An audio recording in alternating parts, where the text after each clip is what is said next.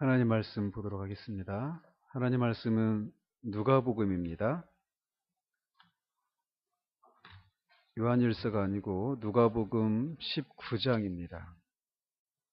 신약성경 누가복음, 우리 친구들 눅이라고 하는데 찾아보세요. 누가복음 19장 41절에서 44절까지입니다. 신약성경입니다. 누가복음 19장 41절에서 44절까지 보도록 하겠습니다. 하나님 말씀 받으실 때 자리에서 일어나 주시기 바랍니다.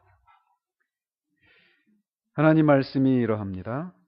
가까이 오사 성을 보시고 우시며 이르시되 너도 오늘 평화에 관한 일을 알았더라면 좋을 뻔하였거니와 지금 내 눈에 숨겨졌도다. 날이 이를지라 내 원수들이 토둔을 쌓고 너를 둘러 사면으로 가두고 또 너와 및 그 가운데 있는 내 자식들을 땅에 메어치며 돌 하나도 돌 위에 남기지 아니하리니 이는 내가 보살핌 받는 날을 알지 못함을 인함이니라 하시니라. 아멘. 고난주간 설교를 한 지가 얼마 되지 않은 것 같은데 어느새 1년이 지났습니다.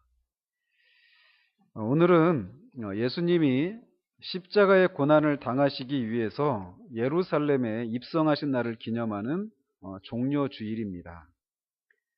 종려나무 가지를 예수님이 가는 길에 이렇게 길에다 뿌려놓기도 하고 그걸 흔들면서 왕으로 오시는 예수님을 찬양했던 날을 기념하는 날입니다. 그래서 이 날을 종려주일이라고 하고 또 오늘부터 시작되는 이 한 주간을 고난주간이라고 부릅니다. 저는 매년 이 고난주간을 앞두고 이 땅에서의 주님의 마지막 한 주간, 주일부터 금요일까지 십자가에 죽으시기까지 그 마지막 한 주간 동안 있었던 일들을 살피면서 주님의 고난의 의미에 대해서 살피려고 합니다. 따라서 오늘은 지난해 했던 설교에 이어서 하는 것입니다. 그래서 만약 지난해 했던 그 고난주간 설교를 듣지 못한 분들이 계시다면 집에 가서 한번 들어보시기 바랍니다. 그리고 1년이 지났기 때문에 충분히 잊으셨습니다, 여러분들이. 그래서 다시 한번 이렇게 들으시고 이렇게 고난의 한 주간 주님의 고난을 묵상하시기 바랍니다. 우리 주님께서 예루살렘을 향해서 가시는데 주님이 주로 활동하셨던 곳이 잘하시고 활동하셨던 곳이 바로 갈릴리 지역입니다. 유대 지방 위에 사마리아 지역이 있고 그 위에 갈릴리 지역이 있습니다. 그 갈릴리 지역에서 주로 활동을 하시다가 그 갈릴리 사역을 최종적으로 마치고 이제 예루살렘을 향해서 가십니다. 그래서 갈릴리에서 최종적으로 사역을 마치고 예루살렘으로 가셔서 거기서 십자가에 죽기까지 그 기간이 대충 한 6개월 정도 걸립니다. 근데 그 6개월 중에 오늘 우리가 살펴보려고 하는 이것은 이제 마지막 그 예루살렘에 딱 들어가는 그 장면입니다. 그 한 주간, 마지막 한 주간에 있었던 일들을 살펴보려고 합니다. 주님은 말씀드린 것처럼 고난을 받으시기 위해서 예루살렘에 나귀 새끼를 타고 입성하셨습니다. 그는 유월절을 지키기 위해서 예루살렘으로 왔던 그 수많은 사람들로부터 대대적인 환영을 받으면서 예루살렘 성을 향해서 가고 계십니다. 주님이 가시는 예루살렘에서 기다리고 있는 것은 십자가의 죽음이었습니다. 예루살렘에 들어가시는 주님을 대대적으로 환영하던 그 군중들 중에 많은 사람들이 불과 4일 만에 주님을 십자가에 못 박으라고 외치는 사람들로 변할 것이라는 것을 주님이 아셨어요.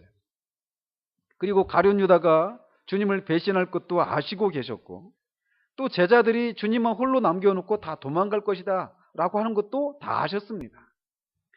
주님은 그렇게 당신 앞에 기다리고 있는 것이 비단길이 아니라 십자가의 죽음의 길이라는 것을 아셨음에도 불구하고 그 길을 자원해서 올라가셨던 겁니다. 그 길을 가야만 죄인이 하나님과 화평을 이룰 수 있는 길이 마련되기 때문에 주님은 모든 거스르는 것들을 뚫고 그 길을 가셨던 겁니다. 즉 주님이 십자가의 고난이 기다리고 있는 길을 올라가신 목적은 우리를 구원하시기 위함이었고, 그 고난을 감수하신 동기는 우리를 향한 사랑이었다라고 하는 것을 지난해 살폈었습니다. 오늘 본문은 그렇게 주님께서 나귀 새끼를 타시고 수많은 사람들의 대대적인 환영을 받으시면서 예루살렘을 향해 가는 과정 중에 일어난 사건입니다. 근데 이 사건은 이 누가만 기록하고 있습니다. 마태는 예수님께서 이 장차 약 40년 후에 로마의 이 디도 장군이 예루살렘을 이제 함락하기 위해서 쳐들어오는데, 그때 그 로마 군대가 야영을 했을 그 지점입니다. 그 지점에서 주님이 슬퍼하시는 이 사건을 마태나 다른 기자들은 생략하고 있지만 누가는 이 사건을 기록하고 있습니다. 누가는 기록하기를 주님이 예루살렘을 보시고 우셨다라고 말을 합니다. 주님은 감람산에서 예루살렘을 향해 가시는 길이었는데, 예루살렘이 한눈에 내려다 보이는 지점에서 예루살렘을 보시면서 우셨다라고 기록하고 있습니다. 여기 우셨다라고 하는 단어는 그저 눈물을 흘렸다라고 하는 그런 정도의 의미가 아닙니다. 이거는 통곡을 했다라고 하는 것이 더 적절한 그런 표현이, 적절한 말입니다. 지금 수많은 군중들이 다윗의 자손으로 오시는 주님을 환영하고 있는 상황입니다. 다윗의 자손으로 오신다라고 하는 것은 메시아, 곧 왕으로 오시는 주님을 환영하고 있는 것입니다. 다윗의 왕위를 이을 왕으로 오시는 예수님을 그 군중들이 환영하고 있는 그런 기쁨의 장소에서 그런 기쁨과 환호성과는 정반대의 모습을 우리 주님이 보이시고 계신 거예요. 그렇다면 주님이 왜 예루살렘 성을 보시면서 우셨는가? 라는 겁니다. 저기 보이는 예루살렘에서 당신이 이제 배신을 당하고 사람들로부터 조롱과 멸시를 받고 마침내 십자가에 달려 죽을 곳이라는 것을 생각하시면서 감정이 이렇게 막 복받쳐서 우는 그런 울음이었는가? 그렇지 않습니다. 42절에 주님은 너도 오늘 평화에 관한 일을 알았더라면 좋을 뻔하였거니와 지금 내 눈에 숨겨졌도다라고 말씀하십니다. 주님은 예루살렘을 가리켜서 너라고 이렇게 인격화해서 부릅니다.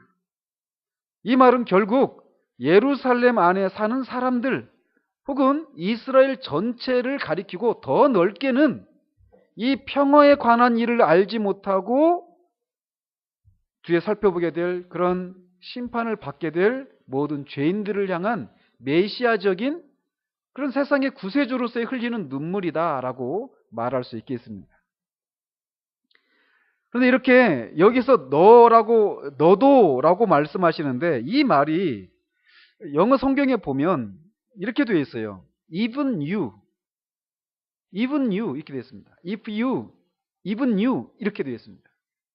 만약 네가, 심지어 너라도, 또는 비록 너라도, 너 같은 사람조차도 라고 하는 그런 의미가 담겨 있다는 겁니다. 그러니까 너 같은 사람들일지라도 평화에 관한 일을 알았더라면 좋을 뻔하였거니와 이런 의미라는 거예요. 자, 그렇다면 너라도 또는 너조차도 비록 너일지라도 이렇게 말을 한다라는 얘기는 그 대상들을 향해서 긍정적인 생각을 가지고 있다는 얘기입니까? 아니면 그 대상들이 부정적인 그런 상태 가운데 있다는 것을 말합니까? 뒤에 있는 의미겠죠. 그죠? 비록 너라도 이런 의미는 그 사람이 그 어떤 자격이 없지만 이런저런 부족함이 있지만 그래도 그런 너라도 이런 의미라는 겁니다. 자, 그렇다면 주님이 이렇게 너라도라고 말하는 이 예루살렘 또는 이스라엘 사람들의 이 전체 영적인 상태가 어떤 상태였는가라는 겁니다. 주님은 마태복음 23장에서 바리새인들과 서기관들의 외식을 책망하시고 6가지 화를 선포하시는데 그 말씀 끝에 37절에서 이렇게 말씀하십니다. 예루살렘아 예루살렘아 선지자들을 죽이고 내게 파송된 자들을 돌로 치는 자여, 암탉이 그 새끼를 날개 아래 모음같이 내가 내 자녀를 모려한 일이 몇 번이더냐. 그러나 너희가 원하지 아니하였도다 라고 말씀하십니다. 즉 주님은 이 말씀을 통해서 예루살렘이, 즉 이스라엘 백성들이 주님께서 그의 백성들을 구원하시려고 여러 번 시도를 했지만 그것을 계속해서 거부해왔다라고 말씀하고 계신 거예요. 심지어 하나님으로부터 보내심을 받은 선지자들을 죽이고 파송된 자들을 돌로 치기까지 했다라는 것입니다. 그러니까 너라도 라고 하는 말은 그렇게 하나님의 구원을 거부하고 선지자들을 죽이기까지 했던 너희들일지라도 라고 하는 그런 의미가 담겨 있다라는 거예요. 즉 이 말은 더 넓게는 하나님을 거슬렀던 삶을 살았던 그 누구라도 라고 하는 의미가 담겨 있다라는 겁니다. 그런 사람들일지라도 평화에 관한 일을 알았더라면 좋을 뻔하였지만 그렇지 못했다라는 겁니다. 왜냐하면 지금 그들의 눈에 이 평화에 관한 일이 숨겨져 있기 때문이다라고 말씀을 하고 계십니다. 평화에 관한 일이란 우리가 읽지 않았지만 그 앞에 38절에 그 군중들이 찬송하는 중에 언급했던 하늘에는 평화요라고 하는 말에 이어서 말씀을 하시는 것입니다. 지금 그 현장에서 말씀하고 계시기 때문에 그렇죠. 즉 평화에 관한 일이라는 얘기는 평화에 이르는 길, 이런 의미가 담겨 있습니다. 즉 너희같이 하나님의 구원을 거부했던 사람들일지라도 평화에 이르는 길을 알았더라면 좋았을 것을, 그러나 그것이 너희 눈에 감춰져 있구나라고 말씀하시면서 통곡하시는 것이라는 거죠. 주님이 말씀하시는 이 평화에 관한 일이 무엇인가? 이거는 제가 조금 있다가 말씀을 드리도록 하고, 그들이 이 평화에 관한 일을 알지 못한 결과가 무엇인지에 대해서 먼저 살펴보도록 하겠습니다. 주님은 이 사람들이 이 평화에 관한 일을 모른 결과 그들이 어떤 일들이 그들에게 임할지를 아시고 통곡하시는 거예요. 근데 그 일이 어떤 일이냐? 43절과 44절에서 말씀하고 계십니다. 날이 이를지라 네 원수들이 토둔을 쌓고 너를 둘러 사면으로 가두고 또 너와 및 그 가운데 있는 네 자식들을 땅에 메어치며 돌 하나도 돌 위에 남기지 아니하리니 라고 말씀하십니다. 여기서 말하는 날은 가까이는 이 지금 주님이 말씀하시고 있는 그때로부터 약 한 40년 뒤에 있을 그 날을 가리킵니다. 즉 주후 70년에 로마 장군 디도 장군이라고 하는 사람이 있습니다. 베스파시안 황제에 이어서 이제 이 디도 장군이 황제로 이렇게 나중에 로마 황제가 되는데, 그 디도 장군이 이스라엘에서 일어난 그 폭동을 진압하기 위해서 로마 군대를 이끌고 옵니다. 그래서 4월 달에 이렇게 공격을 해와서 8월 달에 한 4개월 정도 이제 공격을 해서 결국은 예루살렘 성을 이제 함락을 시킵니다. 그런데 그때 일어날 일들을 주님이 말씀하고 계신 거예요. 그래서 네 원수들이 토둔을 쌓고, 즉 예루살렘 성 안에 사람들이 지금 들어가 있으니까 그것을 공략하기 위해서 흙으로 그 주변에 성을 쌓는 겁니다. 그래서 그 위에서 이제 공격하는 거죠. 그래서 4개월 동안 예루살렘 안에 이 이스라엘 사람들이 갇혀 있는데 먹을 것이 없으니까 부모가 자신이 난 자식을 삶아 먹고 이런 일들도 일어납니다. 그리고 그 안에 갇혀 있다가 보니까 이제 죽을 수밖에 없으니까 목숨을 걸고 이제 성 밖으로 탈출을 하는 사람들이 막 생겨나는데, 그들이 성 밖으로 탈출할 때 금이나 은이나 보화, 보석 이런 것들을 막 삼키고 탈출을 했다고 합니다. 그래가지고 성 밖으로 어떻게 빠져나가가지고 이제 이 배설을 하고 그 배설물 속에 이제 들어있는 그 금이나 보석 이런 것들을 이제 꺼내가는 것을 주변에 있는 이 시리아 사람들, 이 아랍 사람들이 이제 봤다라는 거예요. 그래가지고 이 예루살렘 안에 있다가 나온 사람들을 그 사람들이 만나면 그 사람들을 막 잡아서 죽이고 배를 가르고 창자 속에 있는 그 보석을 꺼내가기도 했다고 그럽니다. 그러니까 그 소문이 로마 군대 사람들한테 이렇게 로마 군인에게도 소문이 들어가서 이 로마 사람들이, 로마 군대가 이 예루살렘, 이 이스라엘 사람들을 만나면 그렇게 배를 막 창자를 가르고 그 안에 있는 보석을 꺼내가는, 그렇게 끔찍한 방식으로 사람들을 죽이는 일이 일어났다라는 거예요. 기록에 의하면 이때 죽었던 이스라엘 사람들이 100만 정도 된다고 합니다. 그리고 그 돌 위에 돌 하나도 남기지 않는다라고 말했잖아요. 그래서 이 서쪽 예루살렘 성벽 중에 서쪽에 있는 성벽 한 60m 정도 되는 그것만 남겨놓고 성벽은 물론이거니와 그 안에 있는 뭐 성전 또는 그런 집들, 공공기관들, 이 건물들 이런 모든 것들을 완전히 평지로 만들어 버렸답니다. 그래서 더 이상 그 안에 도시를 형성할 수 없고 도시를 만들 수 없고 사람도 살 수 없을 정도로 완전히 초토화시켰다고 그래요. 그 당시 그 일이 있게 될 것을 주님은 보시는 것이죠.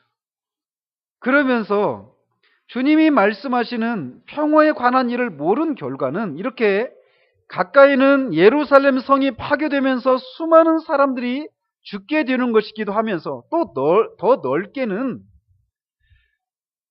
단지 그 이스라엘 사람들에게만 임하는 심판만을 가리키지 않고 이 평화에 관한 일을 알지 못하는 자들이 받게 될 영원한 심판까지도 이 말씀 속에 같이 포함되어 있다라는 것입니다. 주님은 지금 그것을 내다보시고 통곡하시는 것이에요. 그러면서 이들이 이렇게 된 이유를 44절에서 이렇게 말을 합니다.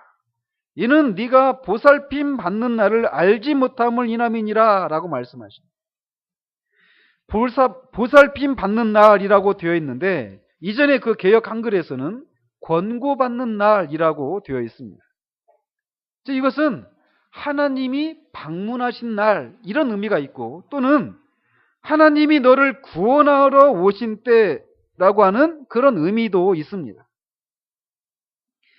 다시 말하면 예수님이 하나님의 아들로서 또는 하나님의 대리자로서 이 세상에 와서 회개를 촉구하고 하나님께 돌아오기를 호소했지만 그들이 믿지도 듣지도 않았기 때문에 완전한 파멸이 이르게 되었다라는 거예요. 그들이 그렇게 된 것은 예수 그리스도를 통한 하나님의 구원을 거부했기 때문이라는 겁니다. 그렇다면 그들이 그렇게 예수님을 통한 하나님의 구원을 거부한 이유는 무엇이었을까요? 그것은 방금 전에 말씀드린 대로 평화에 관한 일에 대해서 그들의 눈이 가리워져 있었기 때문이었습니다. 결국 평화에 관한 일, 즉 평화에 이르는 길에 대한 오해 또는 알지 못함, 무지함 때문에 그런 끔찍한 심판이 그들에게 임하게 되었던 것이라는 거죠. 따라서 우리는 평화에 관한 일에 대해서 그 사람들이 알고 있었던 것과 예수 그리스도를 통해서 제시하신 하나님의 방법과 어떤 차이가 있는지를 알아야만 합니다. 여기서 유대인들이 생각하는 평화의 길은 1차적으로 로마의 압제로부터 벗어나서 독립국가가 되는 것이었어요. 그래서 다윗과 솔로몬 왕 때 누렸던 그 영광을 누리는 것이 평화다라고 생각을 했던 거예요. 그래서 그런 평화를 얻기 위해서는 로마의 식민지로부터 자신들을, 자기 민족을, 자기 국가를 건져낼 그런 정치적이고 군사적인 그런 왕, 그런 메시아가 자신들한테 필요하다라고 생각을 했던 것입니다. 즉 그들은 그것을 위해서 메시아가 올 것을 기대했고, 그 메시아는 말씀드린 것처럼 정치적이고 군사적인 메시아일 것이다. 큰 군대의 힘을 동원하고 그것을 지휘할 수 있는 그런 민족적인 영웅이고, 또 대정복자로서 또는 군사 전략가로서 오실 것이다라고 하는 그런 생각을 가지고 있었던 거예요. 그리고 그들이 생각하는 평화라고 하는 것도 지극히 세상적으로 평안하고 육체적으로나 물리적으로 평안한 상태, 이것이 평화라고 생각을 했던 것입니다. 그런데 그것을 이루어질 수 있는 분이 누구냐? 바로 지금 자신들의 눈앞에 있는 나사렛 예수가 바로 그분이다라고 그들이 생각을 했던 거예요. 그래서 이제 드디어 그 날이, 이 로마의 식민지로부터 벗어나게 할 수 있는 이 메시아이신 분이 왔다라고 생각하면서 환호하며 찬양을 했던 것입니다. 그러나 주님은 그들이 생각하는 메시아가 아니었습니다. 그들은 우리 주님이 전쟁을 상징하는 말이 아니라 평화를 상징하는 나귀 새끼를 타고 온 것에서도 그들이 생각하는 메시아가 아니라는 것을 알아봤어야만 했습니다. 그러나 그들은 이것을 생각하지 못했습니다. 자신들이 생각한 메시아와 지금 자신들의 눈앞에서 작고 초라한 나귀 새끼를 타고 오는 예수님의 모습을 비교하면서, 아니, 우리가 생각할 때 메시아라면, 왕이라면 어떻게 저런 모습으로 오실 수 있지? 라고 생각하면서 저분이 정말 메시아인가? 또는 우리가 생각하는 메시아가 정말 우리가 제대로 알고 있는 것인가? 라고 하면서 생각을 해봤어야 되는데 그렇지를 않았던 것입니다. 끝까지 자신들이 생각했던 그 메시아에 대한 이 생각을 끝까지 고집했던 것입니다. 그러다가 예수님이 자신들의 기대대로 그런 메시아가 아니라는 것을 알게 되자 불과 4일 뒤에 그 예수님에게 배신감을 느끼면서 십자가에 죽이기까지 했던 것입니다. 심지어 주님의 제자들에게도 이것이 눈에 가리워져 있었습니다. 그래서 18장에서도 보면 제자들은 예루살렘에 입성하기 전에 곧 하나님의 나라가, 메시아의 왕국이 임할 것을 기대하면서 그 나라에서 자신들이 한자리 해볼 요량으로 서로 다투기까지 했습니다. 나중에 성령께서 강림하신 후에야 그들은 그것을 비로소 깨달았다라고 요한 사도가 얘기를 합니다. 요한복음 12장 16절에 보면 제자들은 처음에 이 일을 깨닫지 못하였다가 예수께서 영광을 얻으신 후에야 이것이 예수께 대하여 기록된 것인가, 사람들이 예수께 이같이 한 것임이 생각났더라 라고 말을 합니다. 예수님의 제자들조차도 예수님이 메시아이시다라고 고백했지만 그 백성들의 수준을 넘어서지 못하는 그런 메시아에 대한 생각을 갖고 있었다라는 거예요. 그러므로 지금 나귀 새끼를 타고 입성하시는 주님을 보면서 찬송하리로다 주의 이름으로 오시는 왕이요 하늘에는 평화요 가장 높은 곳에는 영광이로다 라고 하는 이 찬송은 헛된 찬송이라고 할 수가 있습니다. 찬송하는 그들의 열정과 그들의 기쁨, 그들의 마음은 분명히 진실한 것이었어요. 그들은 진짜 찬양을 했던 겁니다. 진짜 기뻐했고 진짜 환호성을 질렀어요. 겉으로 없는데 거짓으로 그렇게 한 것이 아니라는 것이죠. 그러나 그들이 생각하는 메시아에 대한 잘못된 생각을 가지고 예수님을 찬송하고 있는 것이에요. 그들은 성경을 통해 계시된 메시아에 대한 바른 지식을 가지고 찬송한 것이 아니라 그들의 잘못된 메시아에 대한 생각을 가지고 찬송을 하고 있는 것입니다. 주님은 메시아이시지만 그들이 생각하는 메시아가 아니었습니다. 그러므로 그들의 찬송은 주님에게 기쁜 소리가 아니라 오히려 천박한 찬송이었다라고 김홍준 박사님이 얘기를 합니다. 왜냐하면 그 소리는 이 세상에 있는 정복자의 물리력에 대한 찬양의 소리였지 성경을 통해서 계시하신 그런 참된 메시아에 대한 생각을 가지고 나오는 그런 찬송이 아니었기 때문이라는 것이죠. 그렇기 때문에 주님은 그들의 찬양에 흡족하게 생각하시면서 기뻐하신 것이 아니라 오히려 그들의 눈이 가리워져서 평화에 대해서 메시아에 대해서 잘못된 생각을 가지고 있어 결국에는 끔찍한 심판을 받게 될 그들의 처지를 생각하시면서 통곡하시는 것입니다. 구약에서부터 계속해서 하나님으로부터 보내심을 받은 선지자들을 죽이고 예수 그리스도를 통한 하나님의 구원을 거부했던 이들의 운명을 생각하시면서 대성 통곡하고 계신 것이에요. 우리 주님은 이렇게 자신을 거스르는 자들을 향해서도 너희들이 그렇게 그런 끔찍한 형벌을 받는 것은 너희들의 업보다 라고 생각하시면서 그냥 그들을 향해서 냉정한 그런 모습을 보이시지 않습니다. 우리 주님은 이렇게 자신을 거스르는 자들을 향해서도 긍휼과 동정심이 풍성하신 분이시라는 것을 이 장면을 통해서 우리에게 보여주고 계십니다. 이에 비해 우리는 얼마나 무엇인가를 잘못한 사람을 보면서 그 사람이 그렇게 된 것은 자신의 그런 책임 때문이다 라고 생각하면서 그를 판단하고 그에 대해서 냉소적이 되기 쉽습니까? 그러나 우리 주님은 그런 너희라도 평화에 관한 일을 알았다면 좋았을 텐데 하시면서 그들의 비참한 운명을 인해서 대성 통곡하시는 분이십니다. 우리는 이 장면을 보면서 우리 자신을 돌아볼 필요가 있습니다.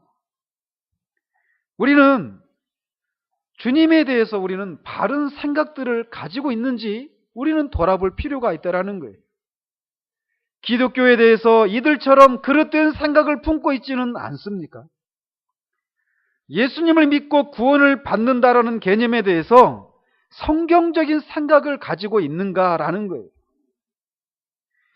오늘날 얼마나 많은 사람들이 예수님 당시에 이 이스라엘 사람들처럼 예수님에 대해서 잘못된 생각을 가지고 있는 사람들이 교회 안에 얼마나 많은가라는 겁니다. 이 예수님 당시에 이 사람들은 예수님이 정치적인 메시아로 오셔서 로마의 식민지로부터 자신들을 해방시켜 주실 분이라고 생각을 했습니다. 그런 것처럼 오늘날의 사람들도 예수님을 그저 자신들이 가지고 있는 여러 가지 문제들로부터 도움을 줄 수 있는 분쪽으로만 생각하는 경향이 얼마나 많은가라는 거예요.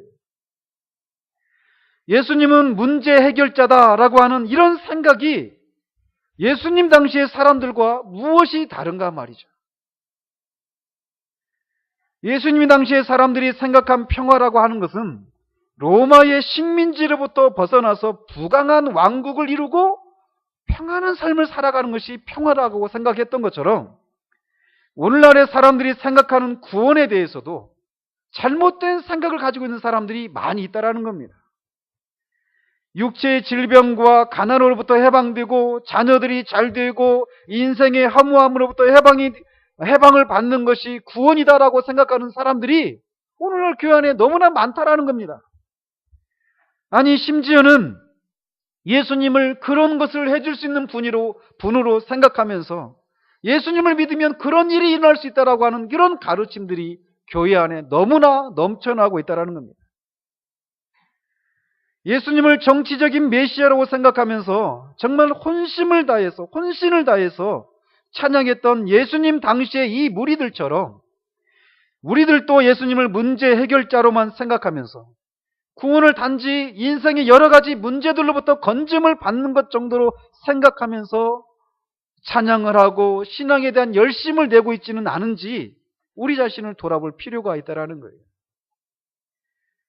만약 우리가 그렇다면 우리의 찬송, 우리의 열심은 천박한 것입니다. 그렇게 찬송하고 그렇게 열심을 내다가 자신의 기대에 부응하지 못하자 배신감을 느끼고 예수님을 십자가에 못 박아야 한다라고 이렇게 돌아섰던 사람들처럼 오늘날 또 교회 안에 얼마나 많이 그런 사람들이 넘쳐나는가라는 겁니다.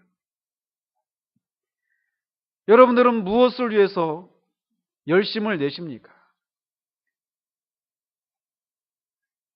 예수님이 이 세상에 오신 것은 우리에게 평강을 주시기 위해서입니다.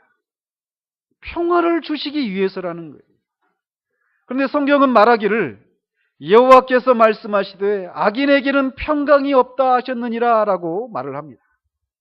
악인에게는 평강이 없다라는 거예요. 그렇다면 악인은 누구입니까? 악인은 의인의 반대입니다. 그렇다면 의인은 또 누구입니까? 의인은 하나님과 바른 관계를 맺은 사람들입니다. 그러므로 의인이 아니면 평강을 누릴 수 없습니다. 그런데 성경은 의인은 없나니 하나도 없다라고 말을 합니다.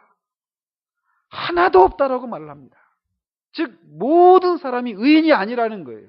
악인이고 죄인이라는 것입니다. 그러므로 이 땅에서 평강을 누릴 수 있는 사람은 아무도 없습니다. 아무도 하나님과 평화를 누리지 못한다라는 거예요. 우리가 이렇게 된 이유는 우리가 죄인이기 때문에 그렇습니다. 즉 우리의 죄, 이 죄 때문에 우리에게는 평강이 없다라는 거예요. 그래서 이 죄 문제가 해결되지 않으면 우리는 결코 하나님과의 평화를 누리지 못하고 평강을 누릴 수 없게 된다라는 겁니다. 우리 주님이 오신 것은 바로 이것 때문이었습니다. 죄 문제를 해결하시기 위해서 십자가에서 우리가 받아야 할 형벌을 받고 죽으시기 위해서 오셨다라는 거예요. 또한 우리를 의롭다 하시고 거듭나게 하시기 위해서 사흘 만에 무덤에서 다시 살아나셨다라는 것입니다. 그것을 위해서 주님이 이 땅에 오셨다라는 겁니다. 그러므로 우리는 이 사실에 대해서 분명해야만 합니다. 말씀드린 것처럼 오늘날 교회 안에서 잘못된 가르침들이 너무나 많이 넘쳐나고 있기 때문에 그렇습니다. 예수님을 믿는 문제를 얘기하면서 죄로부터 구원을 말하는 것이 아니라 인생의 허무함으로부터 건진받기를 원합니까? 행복해지기를 원합니까? 자녀가 속을 썩이십니까? 육체의 질병으로부터 벗어나기를 원합니까?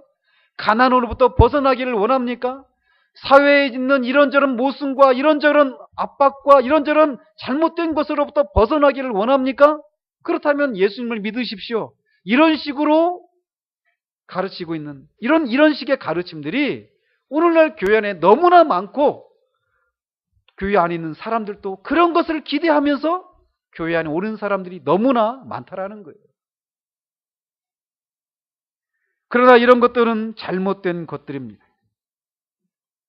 이런 기대를 가지고 예수님께로 나오고 예수님을 찬양하며 신앙에 열심을 내지만 이것은 우리 주님을 슬프게 하는 일들밖에 안 된다는 것을 우리가 명심해야 한다는 겁니다.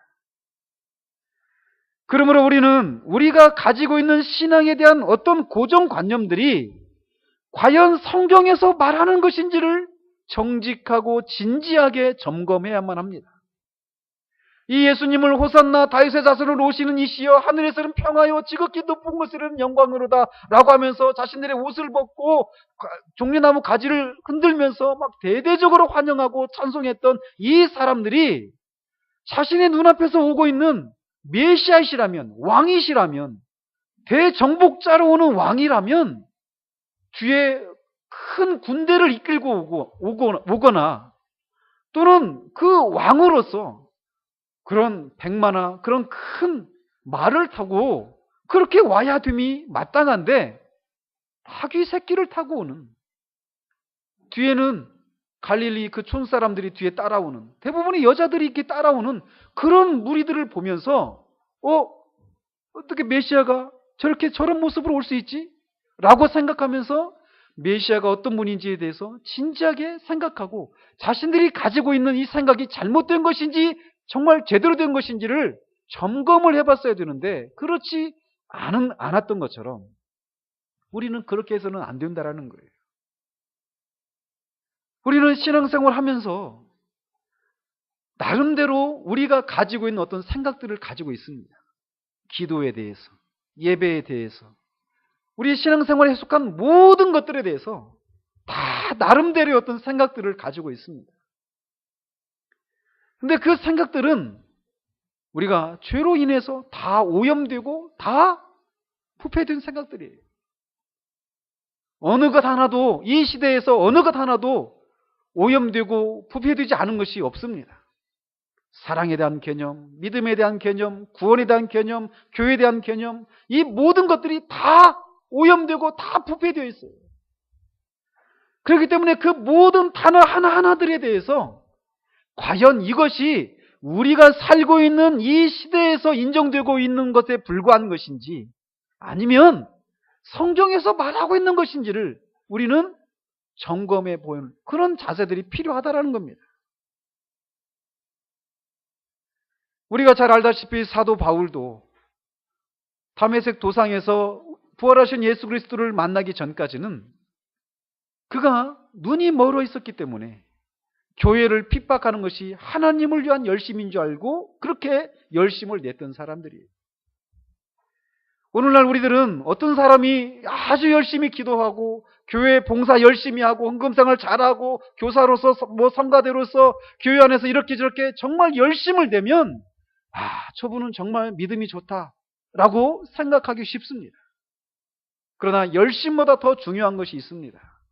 오름입니다.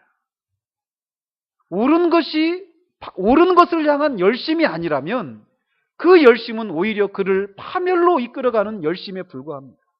그 열심에 자신도 속아서 내가 이렇게 열심히 있는데 이런 내가 어떻게 구원을 받지 못하고 이런 내가 어떻게 그리스도와 관계가 없단 말이야 라고 생각하기 쉽다라는 거예요. 사도 바울이 바로 그런 전형적인 사람이었습니다. 그런 열심에 있어서 타의 추종을 부러워하는 그런 사람이었어요. 그러나 다메섹 도상에서 예수 그리스도를 만나고 나니까 그의 눈에 씌워졌던 그 비늘이 벗겨지고 나니까 자신의 열심이 오히려 주님을 핍박하는 것이었다는 것을 깨닫게 되고 돌이키게 되는 일이 있었던 것입니다.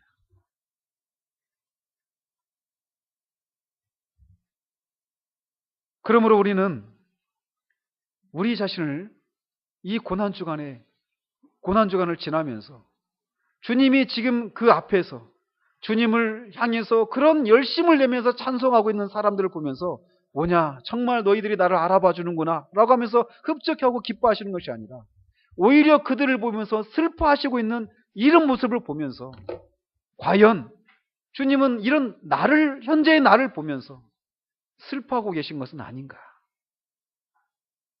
라고 하는 것을 돌아볼 필요가 있다라는 것이죠.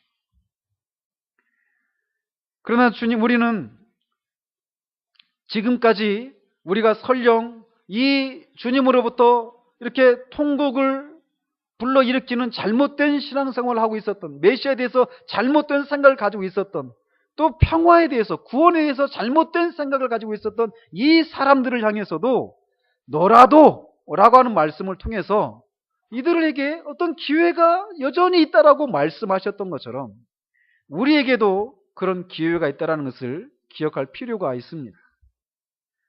지금까지 너희가 그렇게 나를 통한 구원을 거부했을지라도 너희들이 제대로 안다면 얼마든지 기회가 있을 텐데 라고 하셨던 것처럼 우리에게도 기회는 열려 있다는 겁니다.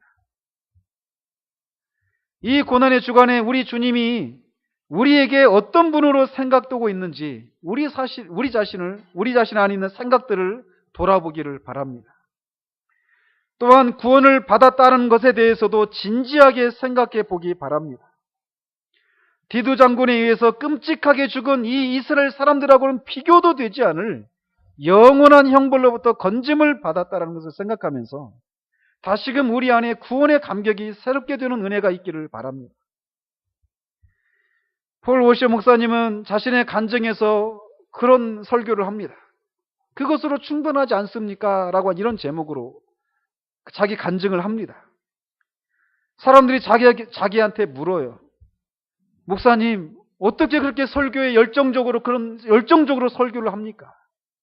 어떻게 그렇게 그리스도에 대한 그런 열심을 가지고 있습니까? 어떻게 그렇게 복음을 전하는데 자신의 목숨을 정말 잃어버리는 것을 두려워하지 않고 그렇게 열심을 낼 수 있습니까? 라고 누군가가 물었다라는 것이죠. 근데 그의 한결같은 대답은 Isn't it enough?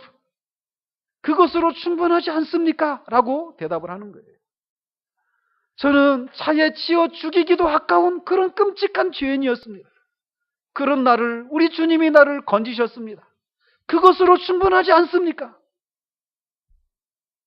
이렇게 아무런 소망이 없고 영원한 형벌을 받아야 될 하나님이 제시하신 그 구원을 내가 스스로 발로 차버리고 그렇게 주님의 마음을 아프게 들은 나를 주님이 포기하지 않고 나를 용서해 주셨는데, 나를 구원해 주셨는데, 나에게 새로운 생명을 주셨는데 내가 어떻게 주님을 사랑하지 않을 수 있습니까? 나를 구원해 주신 것 그것으로 충분하지 않습니까? 라고 말하면서 그 모든 질문에 대해서 그것으로 충분하지 않습니까? 라고 답을 합니다. 사랑하는 성도 여러분, 여러분들은 그리스도에 대해서 어떤 생각을 가지고 계십니까? 우리는 그 시대에 태어나면 그 시대의 아들, 딸들이 됩니다. 그래서 우리가 살고 있는 이 시대에서 사람들에게서 보여지는 그 생각들을 우리도 가지기 마련이라는 거예요. 여러분은 예수님이 문제 해결자로만 여러분에게 생각이 되십니까? 그래서 정치적인 메시아를 기대했던 것처럼 여러분들의 삶이 인생의 여러 가지 문제들이 해결되어야만 그것이 구원이고 그렇게 되어야만 예수님은 정말 나의 구원주라고 생각하는, 그래서 그렇게 되지 않은 것에 대해서, 그렇게 해주시지 않는 것에 대해서 이 사람들처럼 배신감을 느끼고 원망하고 비난하고 그러면서 주님을 향해서 마음을 틀어버리는 그런 정도의 생각에 머물러 있지는 않습니까? 그런 주님을 보면서, 그런 사람들을 보면서 주님은 통곡하십니다. 그런 우리가 되지 않기를 바랍니다. 성경에서 우리에게 제시해 주신 그대로 메시아, 실패한 것 같지만 사실은 승리하신 그런 분으로 오신 그 주님을 우리가 바른 방식으로 아는 우리가 되어지기를 바랍니다. 그리고 설령 지금까지 우리가 그렇게 했더라도 그런 너라도 기회가 있다는 것을 기억하고 날마다 우리의 말씀을 통해서 우리 안에 들어있는 잘못된 생각들을 고치고 바른 생각으로 주님에 대해서 바르게 생각하고 주님과 그렇게 동행해 나감으로 주님의 마음을 아프게 드리는 우리가 아니라 주님의 마음을 시원하게 드리는 저와 여러분이 되시기를 우리 주님 이름으로 축원드립니다.